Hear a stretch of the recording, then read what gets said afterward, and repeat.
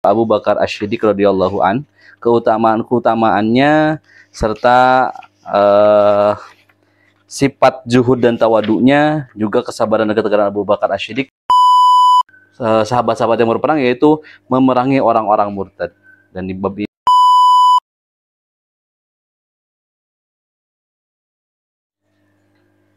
Assalamualaikum warahmatullahi wabarakatuh. Alhamdulillahirabbil alamin wa bihi nasta'inu ala umurid dunya waddin. Wa sallallahu ala sayyidin khatamin nabiyyin wa ala alihi wa ashabihi ajmain. Pertama, marilah kita panjatkan puji syukur kita kehadirat Allah Subhanahu wa taala yang mana alhamdulillah masih diberikan sebuah nikmat untuk menjalankan kehidupan ini. Shalawat dan salam semoga tetap tercurah limpahkan kepada Nabi besar Nabi Muhammad sallallahu alaihi wasallam, kepada para keluarga, para sahabat, tabi'in, atba'ut tabi'in, sampai kepada kita umatnya. Insyaallah mudah-mudahan dengan kita selalu bersalawat kepada Rasulullah SAW, kita dijadikan sebagai hamba yang selalu bersyukur dan insyaallah mendapatkan syafaat dari Rasulullah SAW. Melanjutkan video yang sebelumnya mengenai 38 sahabat yang dijamin masuk surga. Di video sebelumnya membahas tentang nasab daripada sahabat yang pertama, yaitu Abu Bakar Asy-Syiddiq radhiyallahu an, keutamaannya serta sifat zuhud dan tawaduknya, juga kesabaran dan ketegaran Abu Bakar Asy-Syiddiq. Setelah kemarin disampaikan bahwa di video sebelumnya, setelah 70 hari lamanya pasukan Usamah pulang dengan bawa kemenangan yang dipimpin oleh Abu Bakar, menyambut dengan kegembiraan. Namun ada sebuah berita lagi bahwa Abu Bakar menyampaikan tugas baru kepada sahabat-sahabat yang berperang, yaitu memerangi orang-orang murtad. Dan di bab ini, di video ini menyampaikan gerakan murtad. Bismillahirrahmanirrahim. Setelah Rasulullah SAW wafat dan roh beliau yang mulia naik menemui Sang Pencipta, serta telah sampai di Cakrawala, banyak golongan Arab yang murtad atau keluar dari Islam. Mereka menolak membayar zakat. Gerakan murtad ini merupakan sebuah persekongkolan yang sangat rapi dan sebuah fitnah yang bagus. Api gerakan ini sengaja disulut di seluruh semenanjung Arabia oleh sebagian besar suku, wilayah, dan keamiran pemerintah, kerajaan, agama, dan berbagai jenis ras. Target utamanya ialah untuk menghabisi Islam dan menghancurkan kekuatan kaum muslimin di negeri Arab yang telah berhasil dihimpun oleh Nabi Muhammad SAW, lalu diteruskan oleh Abu Bakar Asy-Syiddiq. Begitu mendengar berita ini, Abu Bakar segera bangkit untuk memerangi mereka. Suasana yang terjadi pada saat itu sangat mencekam. Abu Bakar tahu persis hakikat gerakan murtad ini. Karena itulah kita lihat ia sangat keras, tegas, dan totalitas untuk menghabisinya. Dengan jelas ia tampil sebagai orang yang sangat gigih, kuat, dan tegar. Padahal yang kita kenal ia adalah sosok yang toleran, lemah lembut, dan penuh kasih sayang. Tetapi dalam masalah ini, Umar memiliki pendapat yang berbeda. Umar mengusulkan agar Abu Bakar tidak perlu memerangi mereka. Bahkan ia harus berdebat dengan Abu Bakar untuk membela pendapatnya dalam masalah ini. Benar. Umar yang terkenal sebagai sosok yang keras ini berani menyanggah Abu Bakar Asy-Syiddiq agar ia membiarkan saja orang-orang yang menolak membayar zakat itu, selama mereka masih mau menjalankan kewajiban-kewajiban Islam lainnya. Ia berkata kepada Abu Bakar Asy-Syiddiq, "Jinakkan manusia dan perlakukan mereka dengan lembut, karena mereka itu sama seperti binatang buas." Namun, Abu Bakar dengan penuh semangat dan berapi-api menolak pendapat Umar bin Khattab tersebut. Ia mengatakan, "Aku berharap kamu menolongku, tapi kamu tidak menolongku. Kamu dulu di masa jahiliyah keras dan tegas. Kenapa di masa keislamanmu jadi lemah dan lembek? Dengan alasan apa kau inginkan aku bersikap lemah lembut terhadap mereka? Dengan syair Nabi yang diciptakan atau dengan sihir yang dibuat? Tidak, tidak. Nabi Muhammad SAW sudah tiada dan wahyu juga sudah terputus. Demi Allah, aku tetap akan memerangi mereka selama pedang dan ada di tanganku. Jika berani mereka menolak membayar zakat, unta dan kambing yang dulu mereka tunaikan kepada Rasulullah SAW, niscaya aku perangi mereka karena penolakannya," kata Abu Bakar Asy-Syiddiq. Lalu Umar membantahnya, "Bagaimana bisa kamu memerangi mereka? Sedangkan Rasulullah SAW pernah bersabda, aku diutus untuk memerangi manusia hingga mereka mau mengucapkan La ilaha illallah Muhammadur Rasulullah. Siapa yang telah mengucapkannya, harta dan darahnya terlindung dariku, kecuali yang menjadikan haknya dan hisabnya ditentukan oleh Allah." Abu Bakar menjawab, "Demi Allah, aku akan perangi orang yang berani memisahkan antara salat dan zakat, karena zakat adalah kewajiban harta, dan beliau sendiri telah bersabda, kecuali yang menjadi haknya." Kata Umar, "Demi Allah, menurutku dia tidak sedemikian tegasnya, melainkan karena Allah telah melapangkan dada Abu Bakar untuk berperang, maka kau tahu bahwa itulah yang benar."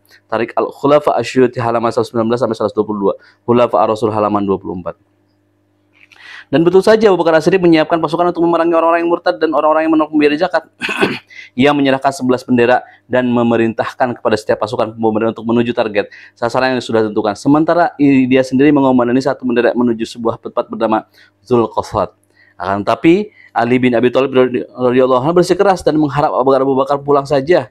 Ali sambil memegangi tali kendali unta yang dipegangnya, mengatakan Abu Bakar, "Sarungkan saja pedangmu dan kemasi perbekalanmu.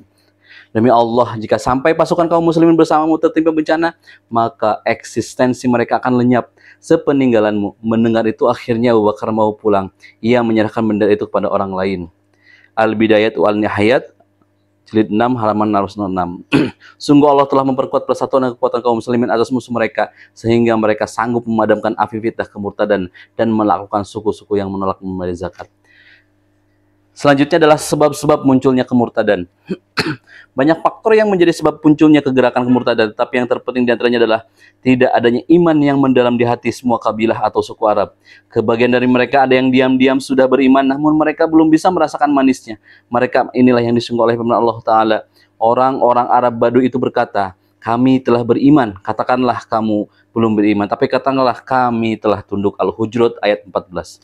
Mereka menunggu-nunggu waktu datangnya kesempatan untuk memperlihatkan ketidaksetiaan mereka kepada Islam, sebagaimana yang dilakukan oleh orang-orang munafik pada peristiwa perang Uhud dan perang Tabuk. Tanda-tanda gerakan murtad ini muncul menjelang wafatnya Rasulullah SAW, tetapi belum yang memiliki karisma nubuat dan kekuatan yang sangat berpengaruh sanggup memadamkan apinya pada waktu itu. Manakala Rasulullah SAW menghadap ke hariban Rob yang maha tinggi lalu tumpuk kekhalifahan dipegang oleh Abu Bakar As-Siddiq, gerakan murtad ini menggeliat, bangkit kembali dan terus berkembang hingga meliputi seluruh semenanjung Arabia, kecuali Mekah, Madinah, dan Taif yang penduduknya tetap teguh memeluk Islam dan berhasil menjaga sendi-sendinya. Pada saat itulah bermunculan orang-orang murtad, orang-orang yang mengaku sebagai nabi dan orang-orang yang menolak membayar zakat. Patut untuk dikemukakan di sini bahwa sebagian orang-orang yang menolak membayar zakat bukan karena mengingkari, melainkan karena salah tafsir. Mereka membaca firman Allah Ta'ala, "Ambillah zakat dari sebagian harta mereka, dengan zakat itu kamu membersihkan dan mensucikan mereka, dan mendoakanlah mereka, sesungguhnya doa kamu itu menjadi ketenteraman jiwa bagi mereka." Surat At-Taubah ayat 103. Mereka mengatakan sesungguhnya konteks ayat tersebut ditujukan kepada Nabi Muhammad SAW, karena doa beliaulah yang dapat menenangkan kita. Jadi tidak ada hak bagi penguasa sepeninggalan beliau untuk menuntut kami membayar zakat. Penafsiran seperti ini jelas keliru dan tidak tepat, karena itulah Abu Bakar As-Siddiq memerangi mereka. Golongan-golongan kaum murtad. Perang melawan gerakan murtad mencakup perang melawan beberapa golongan yang tergabung dalam jumlah orang-orang yang murtad. Golongan yang paling terkenal ada 3, yakni orang-orang murtad, orang-orang yang mengaku-ngaku sebagai nabi, dan orang-orang yang menolak membayar zakat. Mereka inilah yang mempersempit ruang dengan berbelenggu-belenggu yang diharuskan oleh Islam terhadap mereka untuk membatasi keinginan-keinginan nafsu mereka dan kecenderungan ala binatang mereka. Mereka buang ajaran-ajaran Islam untuk kemudian kembali kepada kehidupan jahiliyah mereka. Mereka yang pertama, mereka menyembah patung-patung berhala untuk memenuhi keinginan naluri binatang mereka yang rendah. Contohnya seperti yang dilakukan oleh kaum Bahrain. Adapun orang-orang yang mengaku sebagai nabi dan para pengikut mereka dari berbagai kabilah dan suku, mereka adalah orang-orang yang mengerti bahwa faktor utama kaum Quraisy mampu menguasai seluruh Arab adalah kenabian Nabi Muhammad SAW. Jadi suku Quraisy harus menjadi nabi, atau di antara mereka harus ada beberapa orang nabi, supaya mereka tetap bisa mendominasi bangsa Arab dan mereka tetap menjadi penguasa. Akibatnya muncul Musailimah Al-Kadzab yang mengaku-ngaku sebagai nabi di tengah-tengah kaumnya. Orang-orang dari keluarga besar Bani Hanifah, muncullah Tulaihah bin Huwailid al-Asyadi yang juga mengaku-ngaku sebagai nabi di tengah-tengah kaumnya. Orang-orang dari keluarga besar Bani Asad, muncul Al-Aswad al-Ansi di Yaman. Juga muncul Nazah binti Al-Haris yang mengaku-ngaku sebagai nabi di tengah-tengah kaumnya. Orang-orang dari keluarga Bani Tamim, mereka dibela oleh kaumnya karena alasan fanatisme yang mereka miliki, meskipun mereka tahu yang mereka bela itulah seorang pendusta. Peristiwa-peristiwa perang melawan orang-orang murtad. Sebenarnya Abu Bakar As-Siddiq tidak ingin buru-buru memerangi orang-orang yang murtad sebelum pasukan Usamah bin Zaid kembali. Sebab sebagian besar kekuatan Islam ada pada mereka. Tetapi orang-orang murtad itu tidak membiarkan kesempatan ini. Mereka justru memanfaatkannya. Inilah pelajaran yang sering kali terjadi berulang dalam sejarah. Bahwa kaum muslimin, musuh-musuh Islam, selalu menggunakan kesempatan untuk menyerangi kaum muslimin. Hal ini terbukti ketika Tulaihah al-Asadi berhasil membujuk kabilah-kabilah pengikutnya, yakni kabilah Abbas, kabilah Zabyan, kabilah Ghatafan, kabilah Fazarah, dan kabilah Tayyi untuk menyerbu Madinah.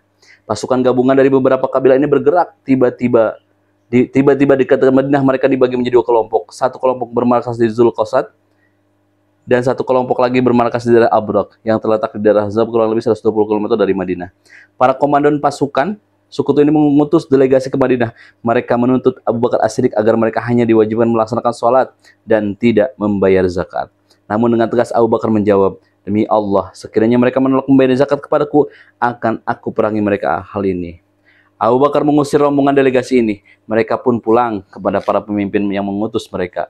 Tetapi setidaknya mereka berhasil mengetahui celah Madinah. Mereka tahu bahwa Madinah dalam posisi terbuka tanpa ada pasukan yang menjaga dan melindunginya. Abu Bakar juga paham tujuan mereka. Ia lalu mengumpulkan para sahabat dan berkata kepada mereka, "Sesungguhnya negeri itu kafir, yakni zalim. Delegasi mereka tahu jumlah kalian hanya sedikit. Kalian tentu tidak tahu mereka akan datang pada malam hari atau siang hari. Posisi yang paling dekat dengan mereka hanya satu pos. Mereka berharap kita mau menerima tuntutan mereka." Selanjutnya Abu Bakar memanggil Ali bin Abi Thalib, Az-Zubair bin Al-Awam, Talhah, Abdullah bin Mas'ud, dan lainnya untuk menghadapnya. Ia menugaskan mereka untuk menjaga bagian dalam kota Madinah. Ia menyuruh penduduk Madinah supaya berkumpul dekat masjid untuk persiapan perang, karena khawatir serangan musuh. 3 hari kemudian, musuh mulai menyerang Madinah pada malam hari. Sebagian mereka tetap tinggal di daerah Jihasi untuk mengenakan kain selendang. Sekarang terkenal dengan daerah Bir Ali. Zirah Jihasi itu adalah Bir Ali. Ketika posisi mereka berada di depan pintu gerbang Madinah, Ali bin Abi Thalib pasukannya segera melancarkan serangan dan berhasil menaklukkan mereka. Mendengar berita gembira itu, Abu Bakar segera menyuruh penduduk Madinah yang berada di masjid untuk ikut mengusir musuh.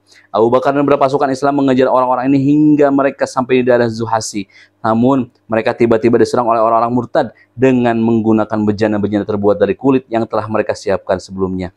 Mereka mengikat bejana-bejana tersebut dengan tali, lalu mereka menggelindingkannya dengan menggunakan kaki. Akibatnya, unta-unta kaum muslimin lari dengan membawa mereka ke dalam Madinah. Abu Bakar menaruh perhatian besar dalam tugas pembagian. Beliau harus menyusun jumlah pasukan dan para komandannya dengan kekuatan suku-suku yang menjadi target sasaran. Inilah ke-11 kelompok tersebut. Kelompok pertama, kelompok ini dipimpin oleh Khalid bin Walid. Target sasarannya ialah memerangi pasukan yang dipimpin oleh Talhah bin Khuwailid al-Asadi yang bermarkas di daerah Bazakah. Sebuah mata air milik suku Toyi di wilayah Najd, yang ada yang mengatakan mata air milik suku Az. Selesai menaklukkan mereka, Khalid bergerak untuk menaklukkan Malik bin Nuwairah, pimpinan suku Bani Tamim di daerah Baltoh. Bani Asad dan Bani Tamim adalah kabilah yang tempat tinggalnya paling dekat dengan Madinah. Logis kalau kaum muslimin mulai dengan mereka lebih dahulu, dengan mengalahkan mereka bisa membantukan menaklukkan yang lain. Kelompok kedua adalah kelompok yang dipimpin oleh Ikrimah bin Abu Zahal. Target sasaran mereka ialah memerangi Musailamah di Yamamah. Kelompok ketiga adalah kelompok yang dipimpin oleh Shuraih bin Hasanah, yang oleh Abu Bakar As-Siddiq dipindahkan untuk membantu Ikrimah bin Abu Zahal memerangi Musailamah. Jika sudah selesai, Shuraih bin harus segera memerangi suku Qadhah guna membantu Amr bin Al-Ash. Kelompok keempat, kelompok yang dipimpin oleh Al-Muhajir bin Abu Umayyah. Target sasarannya adalah mereka yang memerangi para pengikut Al-Aswad Al-Insi Yaman, dan juga untuk memerangi Amr bin Madik Harib Az-Zuwaibidi dan Qais Al-Makhshush di Muraidi berikut para pengikut mereka. Kelompok kelima, ini kelompok kelima oleh Suwaid bin Muqarin. Target sasaran mereka adalah daerah Tuhamah di Yaman. Keenam adalah kelompok yang dipimpin oleh Al-Ala bin Al-Hadrami. Target sasaran mereka adalah ke Bahrain untuk memerangi Al-Hatam bil Juhaibah. Kelompok ketujuh adalah kelompok yang dipimpin oleh Huzaifah bin Mahsyah. Target sasaran mereka ialah memerangi Zut Tajlakit bin Malik yang mengaku-ngaku sebagai dami di Amman. Kedelapan adalah kelompok yang dipimpin oleh Urzupah bin Hartasamah. Target sasaran mereka ialah ke daerah Mahrah. Kalian berkasih untuk bergabung dengan Huzaifah. Kesembilan adalah kelompok dipimpin oleh Amr bin Al-As. Target sasarannya adalah memerangi suku Qadhah di kawasan utara. Kesepuluh adalah kelompok dipimpin oleh Tariqah. Ada yang mengatakan Ma'an bin Hazir As-Sulami. Target sasarannya adalah untuk memerangi suku Bani Sulaim dan para pengikutnya. Kelompok ke-11 adalah kelompok yang dipimpin oleh Khalid bin Sa'id bin Al-As. Target sasarannya ialah ke daerah-daerah pinggiran Syam. Sebelum pasukan ini berangkat untuk menyebut orang-orang murtad, Abu Bakar terlebih dahulu berkirim surat kepada mereka berisi ajakan berisi ajakan kepada mereka untuk masuk kepada Islam secara kembali kepada kebenaran dan menjelaskan kesalahan-kesalahan serta kesesatan mereka. Namun, sebagian dari mereka ada yang menanggapi positif isi tersebut, sementara yang tetap memilih sesat. Tak pelak terjadi peperangan yang sengit antara pasukan kaum muslimin dengan mereka. Peperangan ini berlangsung selama setahun penuh, yang berakhir dengan kemenangan Islam dan kaum muslimin. Di tengah-tengah peperangan inilah Abu Bakar mengamati gerakan atau sepak terjang pasukan di berbagai medan perang. Ia mengirim surat kepada komandan perang, menjawab surat mereka dan memerintahkan sebagian mereka membantu sebagian dari yang lain jika memang diperlukan. Wallahu a'lam. Mudah-mudahan 38 sahabat, salah satunya Abu Bakar, ini masih lumayan panjang perjalanannya, yang mudah-mudahan bisa sama-sama kita membacanya ya. 38 sahabat yang dijamin masuk surga, masih episode Abu Bakar As-Siddiq. Benarnya daripada Allah, salahnya mungkin saya keceletot untuk membacanya, namun mudah-mudahan bisa didengarkan, bisa dinikmati, bisa dijadikan sebuah referensi untuk semakin cinta kepada sahabat-sahabat Nabi Muhammad SAW. Wassalamualaikum warahmatullahi wabarakatuh.